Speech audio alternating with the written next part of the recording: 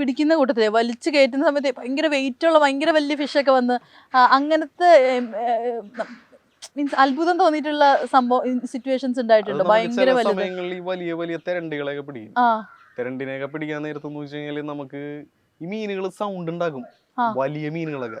ഞാൻ പറഞ്ഞില്ല, ഇപ്പൊ ഒരു വലിയ കട തെരണ്ടിന് അന്ന് ഒരു ദിവസം കിട്ടിയിട്ട് അതിനെ പൊക്കി വീഞ്ചില് പൊക്കിയിട്ട് കയറ്റി ബോട്ടിനകത്തിട്ട്.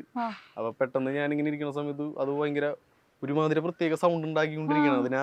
അതിന്റെ ആ ശ്വാസം പോയിട്ടില്ല. ഈ തെരണ്ടി എന്ന് പറഞ്ഞ ഒരുപാട് നേരം സർവൈവ് ചെയ്ത് മീൻ ഒരുപാട് നേരം നിൽക്കും, പെട്ടെന്ന് ചാവത്തില്ലത്.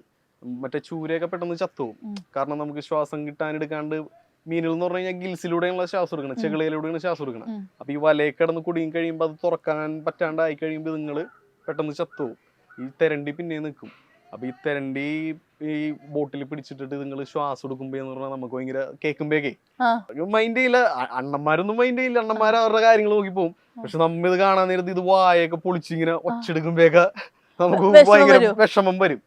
ഞാനൊരു ദിവസം ഇതുപോലെ എനിക്ക് ഇത് കണ്ടിട്ട് ഞാൻ ഒരു ബക്കറ്റിന് അത് കുറച്ച് ഉപ്പുള്ള എടുത്തിട്ട് അതിന്റെ വായ കൊണ്ട് ഒഴിച്ചു കൊടുത്തിട്ടുണ്ട്. അങ്ങനെയൊക്കെ സംഭവം ഉണ്ടായിട്ടുണ്ട്.